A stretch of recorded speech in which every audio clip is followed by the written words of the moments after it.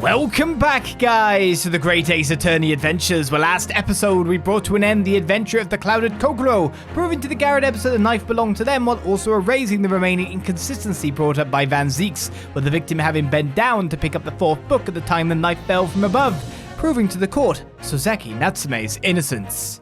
Afterwards, Ryunosuke and Susato got an offer of lodgings they could not refuse, now situating themselves within the attic of 221B Baker Street to set up an office as we now start our next chapter. So begins episode 5, The Hound of the Baskervilles, the adventure of the unspeakable story. It's coming! Sholmes' cry pierced through the thick wall of fog around us. Wisps of vapor flowed over the pistol as I cocked it, and I waited, breathlessly, in the stillness. The silence lasted for what seemed an eternity, until, at last, it appeared. From the shadows of the cloud, an enormous beast sprang out upon us.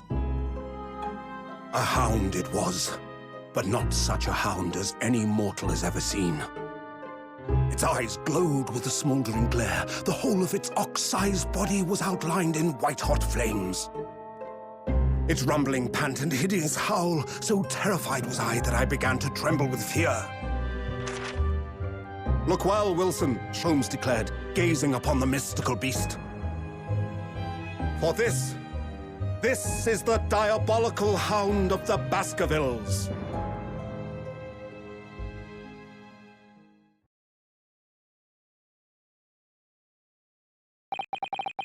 Our first 2 months in London passed by in a flash. In that disconcerting courtroom experience we were first thrown into on the day we arrived in the country, and in Soseki-san's terrible ordeal that had followed closely behind, we had emerged victorious. However, there then came an abrupt end to our opportunities to appear in court, which was hardly surprising, of course, since I was nothing more than an amateur, an unknown student of law from a faraway land. So life in our little office was very quiet. That is, until it was shattered one day by that fateful telegram. On the 15th of April, 9:13 a.m., Naruhodo's legal consultancy.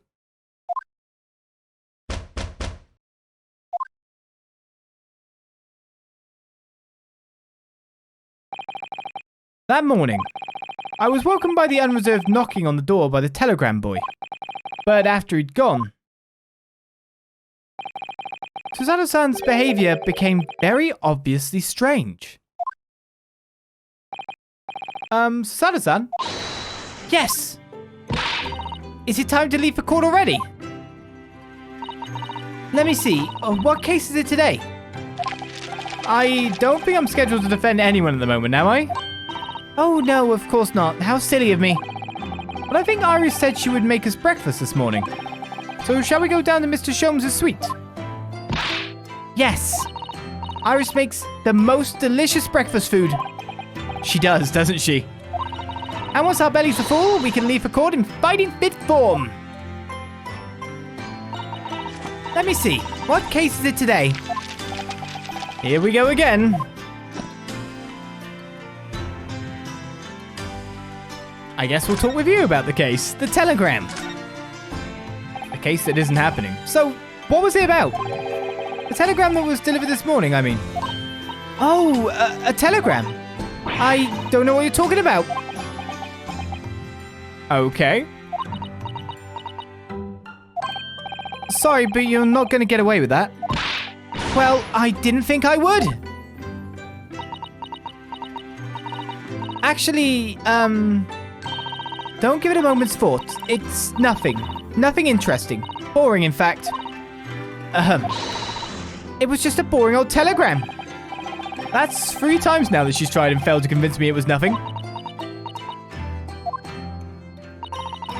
I promise that I'll tell you about it at some point. Alright, I understand. Okay then. Soseki-san then. I suppose Soseki-san will have arrived back in Japan by now, won't he? Yes, I should think so. He left immediately after that terrible ordeal. which would mean he should have completed the voyage already, or be just a few days away. A fortnight ago, we had that very long telegram from him. Do you remember? Complaining of seasickness? But by and large, it seems the voyage has been going well. Is something wrong, Naruhodo-san? I was just wondering, what might have become of Soseki-san had he stayed in London? That's all. You mean as regards Lord Van Zeeks, the Reaper? Yes, I can't help wondering if seasickness would have paled into insignificance in that case. The Reaper. What is it they say? That no one who stands in the dock can be saved from the Reaper, right? Like the way that nightmarish trial ended on the very day we arrived in London. Even 2 months on, the cause of that dreadful fire is still a mystery. Yes, but at least Soseki-san is safely out of the country now. Presumably that means that the curse of the Reaper could only take effect within the confines of the City of London, perhaps. Even if that's the case, it's little comfort. I have a terrible sense of foreboding. If the legend of the Reaper is to be believed, it would mean he wields the sword of justice himself. Come to think of it, I wonder what he's been up to these past 2 months. Surely not wielding that sword against more acquitted defendants. No, I don't think so. Apparently Lord Van Zeeks hasn't appeared in court once since our last encounter. Oh? Yes, since Soseki-san's trial, he's withdrawn from judicial service again, it seems. Really? Just like before, when he wasn't seen in court at all for several years. So it's just been me who's had to face him in his recent spate of trials then. Just my luck. I wonder if luck doesn't come into it. Sorry, what was that? Oh, nothing. Never mind. Well then, I guess we should move on, though I kind of want to actually examine my room if you'll give me the time to start off a case. So this is the tea set that Suzaru-san brought with her from Japan. Let's hope she hasn't noticed me slipping sugar and milk into my cup when she makes it. It's just so bitter. Tea is a drink to be enjoyed, Naruhodo-san. You really don't have to force yourself to drink it, you know? I don't like to see you screw up your face, though. I've only been here in London for about 2 months, but my desk is starting to look a little messy already. You could tidy up once in a while. Suzaru-san, I always say, making a mess is a small sacrifice to pay for being able to further your studies. Time spent tidying up is time you can't devote to the same cause. And time spent on ridiculous arguments is time that could be better spent on some simple housework. She wins, but I'm supposed to be the lawyer here.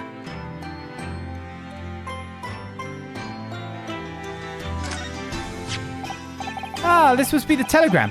Let's see. No, you mustn't look at that. Not under any circumstances. All right, I won't. I'm sorry, Naruhodo-san, but you can be very mischievous at times. Then put the telegram away if you don't want people looking at it. So you got a Daruma back there. The Daruma doll I brought with me from home. Still with only one eye coloured in. I started coloured the other eye once I won my first court case here in Britain, but you have one, haven't you? Twice, in fact. Because I feel as though I'm still lacking as a lawyer. I tell you what, why don't you colour the other eye in once you think I'm a proper fully fledged lawyer? If you insist. Some scales, not even remotely there. A lovely window, so we're not in the doom and gloom. It's spring at last, and the weather is warmer now. But I love the smell of the fire and the steam rising from the kettle. Oh, would you like some tea, Naruhodo-san? Thank you, Suzaru-san, but I'm all right for now. The green tea Suzaru-san makes me from time to time in Iris's unique herbal infusions. This place is paradise for a true tea lover. Green tea is such a wonderful accompaniment to British tea cakes, don't you think? I don't know about that, but it looks like we checked out most of the room. There's still the right-hand section to check out. A shovel? That spade has been in here since we started renting the place. Oh, that's not a spade now, Naruhodo-san. It's a shovel. No, shovels are for digging. That's for scooping up loose material. It's a spade. No, spades are for digging. That's for scooping up loose material. It's a shovel. I don't want to dig a hole for myself, so let's leave it. Well, I'm obviously with Suzuki-san. I've investigated thoroughly, but I can't find anything out of place. No, I just wanted to go that side. Thank you. An orange! Seems there actually isn't anything. Oh, there's a fish tank? We were rather lucky to find that old aquarium left behind here. The prawns we put in there are doing rather well, and the anemones too. It's a wonderful invention, isn't it? See, behind glass, inside your room. Another example of Great Britain's greatness. Having to clean it out and change the water isn't so great though, is it? Guess they've got no real filtration devices at this point. Do you know, I've never seen inside your room there, Suzuki-san. I've never even peeped inside. I should think so too. A young maiden's private chamber is a place of bittersweet secrets, you know. Whatever you say, young maiden. Alright, that seems to be everything in the room checked out. Got loads of onions for some reason. Why not? My onion room. My onion storage corner. To Sholmes sweet at last. After a little bit of wondering what our office actually looks like. I couldn't proceed straight away. You understand me on that, right? So, on the 15th of April, Sholmes is sweet. It's time for breakfast. Morning, Runo. Morning, Susie. What the? Good morning, Iris. Iris? What is it, Runo? What is that terrible noise? It sounds like a cat being strangled. Yes, you noticed that, did you? Haley isn't in the best form this morning, it seems. I don't know what he's playing. Depressed Sholmes noise. Hello. Hello, Mr. Sholmes. Good morning. A good morning to die, perhaps. Has something happened, Mr. Sholmes? You looked miserable, and the way you were playing the violin before. My analytical mind is dead. Music is dead. The world is dead. Damn this blanched existence! That's all it is, my dear fellow. Nothing of consequence. I'm afraid I don't understand. Well, Iris, isn't it time we ate? Some dry toast and insipid coffee for me, if it's not too much trouble.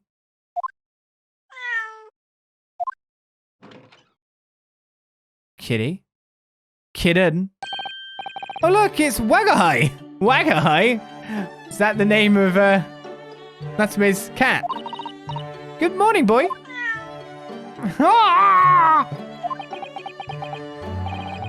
That must be some sort of tiny door for cats to use. But how did it get there?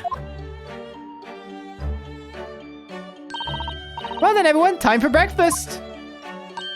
Oh, wonderful! Let me help you, Iris. It would indeed be a fine day to die. I knew something looked different. Something's missing from Mr. Sholmes' desk. Do I dare talk to this man? Wanting to die. You seem to be very unhappy this morning, Mr. Sholmes. What's happened? It used to be the case that in my hands, this violin sung like the dawn chorus, its medicine tones would make flowers bloom. It would. But now, the muses are unamused with me. The goddesses of music have thrown me over. Whatever do you mean, Mr. Sholmes? For hours I have bowed, for days even, for the night I have endeavored to no avail. That sound, my tone, is lost. That brilliant, clear, unwavering tone, gone forever. No recitals of unbridled emotion. So, you haven't been practicing much lately, have you, Hurley? Don't worry, I'm sure it will come back to you in time. Heed my words, Mr. Naruhodo. The goddesses of the arts are fickle. One day they bestow genius on a man, the next they unmercifully withdraw it. Oh, dear. Ah, why is this happening to me? If they take the turn I have for the violin from me, what is left for pity's sake? What is left?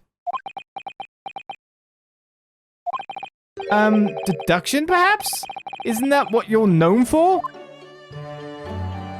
Okay, what's missing? The missing machine. The big machine that was there before. Mr. Sholmes, I don't like to pry, but...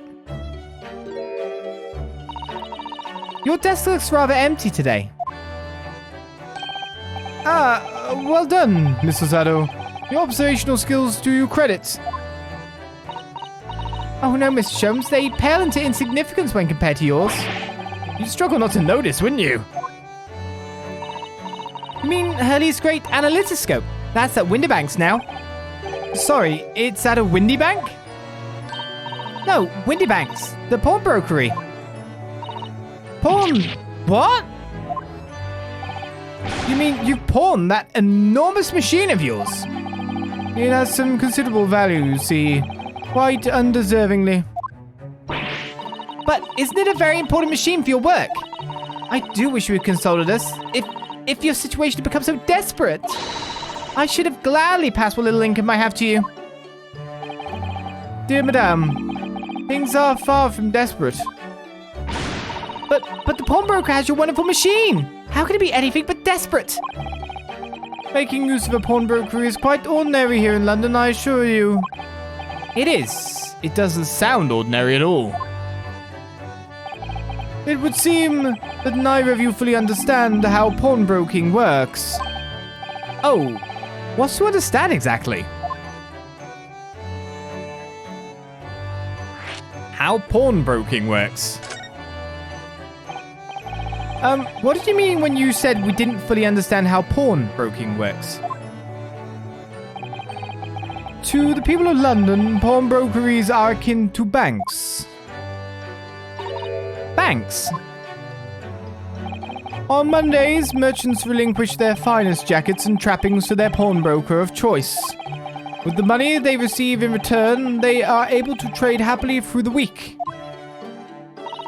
And then on Saturdays, they go to recover their things using the money they've earned. I had no idea. This has been a fascinating lesson for us. Everyone does it, you see, especially people in inner London. And should they have money to spare, they would purchase another fine jacket. Not to wear, obviously, but to pawn, should the need arise. Oh, how ingenious! So whenever we have something that's getting in the way, we leave it at Windybanks, you see? A pawnbrokery can be thought of as an extremely secure vault. Who would have thought that even pawnbrokers are different here in Great Britain? Of course, you have to watch Hurley with it. Sometimes he pawns things he really shouldn't. Don't you, Hurley?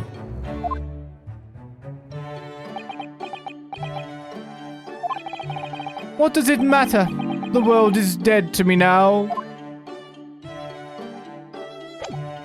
Okay.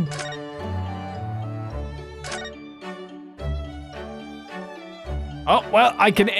Let's talk about more interesting things.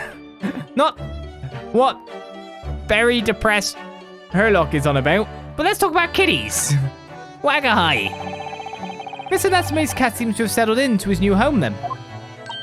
Oh yes, and I've become very attached to little Waggy.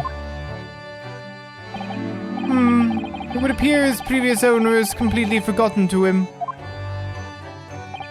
Cats are unfeeling creatures. Their mews as empty as the hearts of the muses. If Mr. Natsume had no intention of taking Waggy back to Japan, I wonder why he kept him in the first place. I expect he would have taken him if he could, but pets are strictly forbidden aboard steamships in our experience. And for good reason. Terrible things can happen if the rules of passage are not obeyed. Yes. Well, I don't mind, because Waggy's adorable. Yes, he really is. Oh yes, what about the door? I don't remember seeing that tiny thing in the main door before. Where did that come from? Oh, you noticed. You were observant, Runo. Look, I use this. It's my latest invention. What is that? I call it the cat flapper mat. Gosh, a machine for making doors just for cats. That's right, it can make a cat flap for a little furry friend like Waggy in seconds. And it can do it in any door at all, no matter what it's made of. It's very powerful, you see. Wouldn't it have been quicker just to make the cat flap rather than making a machine to make the cat flap? Well, yes, maybe. But now I can make cat flaps anywhere I like. Oh, I think it's wonderful. Until you make it in someone's stomach. You must make one for us in the door of our office upstairs, Iris. She really knows how to come up with unconventional inventions, this girl.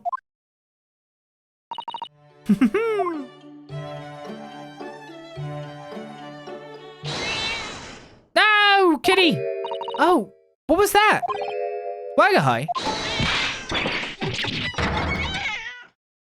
What was the other noises in there?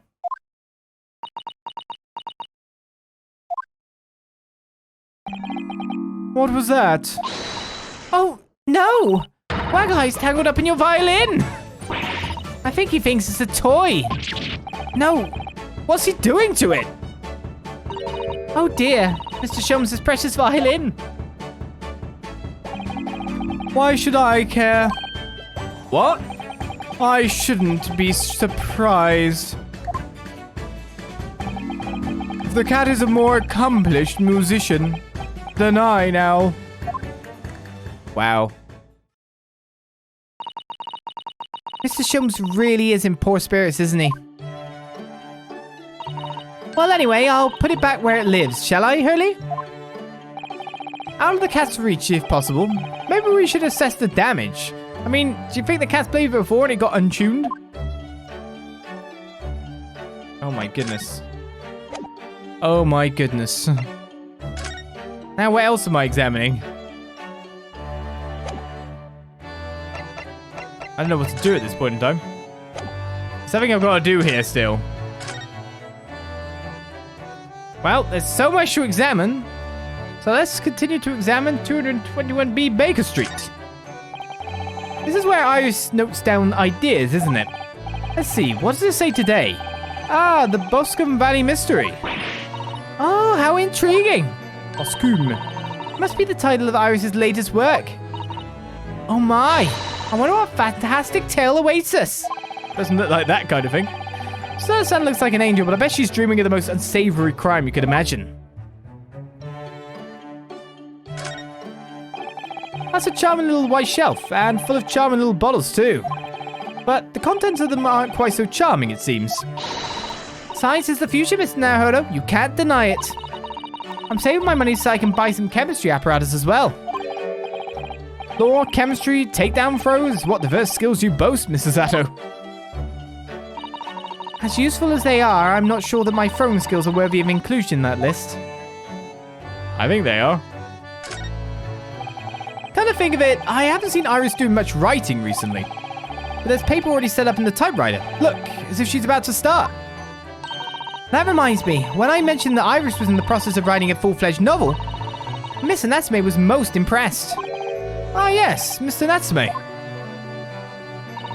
That's what I'll be doing too once I'm back in Japan, he said, through tightly clenched fists and teeth.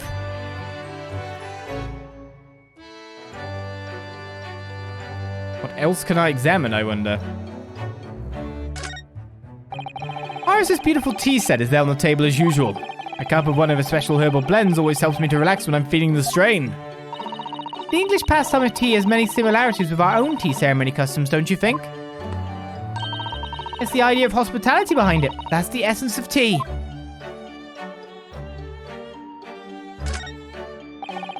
These are all mementos of Mr. Sholmes' past cases, I think. If he'd been involved in my case, I wonder if the beefsteak from Le Carnival would be on display here. A mystery shoe, a curious hammer, some mysterious dancing men, a bust of Napoleon. Ah, what an entrancing collection. Looks like an untidy assortment of junk to me, rather than like what's on my own shelves. Well, you really ought to learn to keep your things in order, Mr. Naruhodo. No favoritism there at all.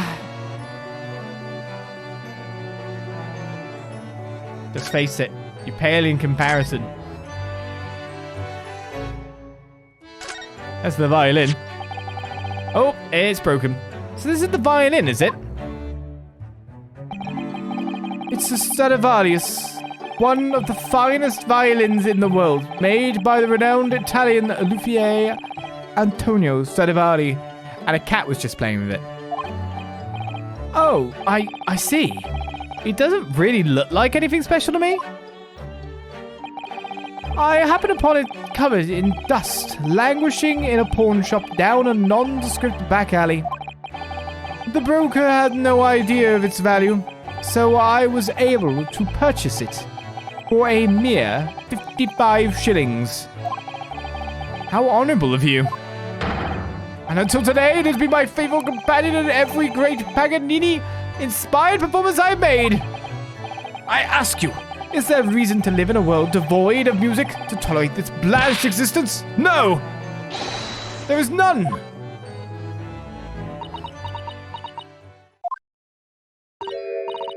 Mr. Sholmes?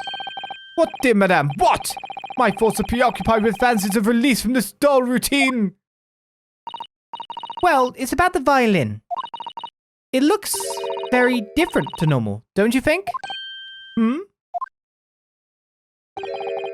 What do you mean, Mr. Sato? Oh, Susie's right! Yes! The tone of the wood is completely different. And that's not all. I'm sure there was no crack here before. Wait, it's not even the right size, is it? What's this? Everyone's so observant all of a sudden. I'm terribly sorry to have to tell you this, Mr. Sholmes, but that instrument isn't the violin at all. Then what? I believe it's an entirely different instrument called a... I hate this one. I think it's viola, but I always want to go like voila. Viola as well is another thing that I've called it for. And again, it's one of those words that weirdly enough, I've never heard said out loud because I feel like it's one of those words that people don't really want to say in case they get it wrong. So I'm going to say viola. It might be viola. It might be voila. But I think it's viola. That's what I bet. How wrong am I? You could tell me in the comments below. I'll even check out what that means. Also, I need to check out, how to actually pronounce it for next episode. And also what Wagai means. What? Oh, Mr. Sholmes, are you all right? You're right. You are quite right. This isn't my faithful Stradivarius. So what, pray, is this piece of string flotsam? Not your faithful performing partner, then? I see what must have happened. You do, Iris. This is just a simple mix-up. It sounds like Iris might be able to tell us exactly what's happened if we ask her. Iris! What has happened? The mix-up. What did you mean by a mix-up, Iris? Well, you see, this viola, I mean, was at Windybanks until last week. At the pawnbroker's. Not Mr. Sholmes' beloved musical partner. There is a proverb from the East, with which you are no doubt familiar, my dear fellows. Always let a beloved child travel. Yes, indeed. That Pokemon. So you sent your beloved violin to the pawnbrokers in the hope that it would experience personal growth. Oh, what a wonderful idea. I didn't know that was an actual thing in Japan. Last week I pawned my great analytoscope in order to release my precious instrument. But it would appear Mr. Windybank mistakenly furnished me with this tawdry fiddle instead.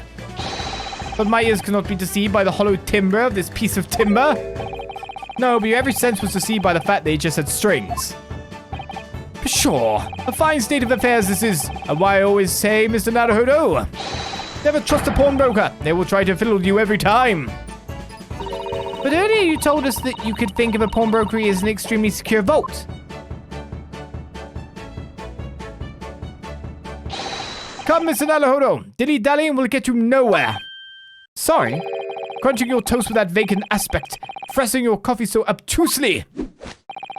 Are you not a little embarrassed by your own conduct, considering the urgency with which we are faced? We must visit Mr. Winniebank's brokery at once. That's right, isn't it, Mr. Sholmes? Precisely, Mr. Sato. Without a moment's delay. But I haven't finished my bacon and eggs. My dear fellow, surely you do not still intend to crunch your bacon with an increasingly vacant aspect, to press your egg even more obtusely. All right, say no more. Let's go then. Don't worry, Bruno. I'd be happy to hear from you again later. Oh, thank you, Iris.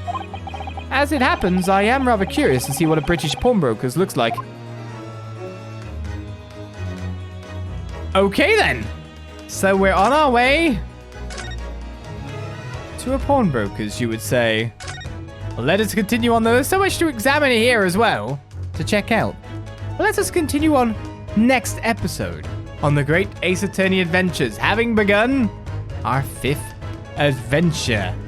Hound of the Baskervilles related. Let's find out how that comes into things.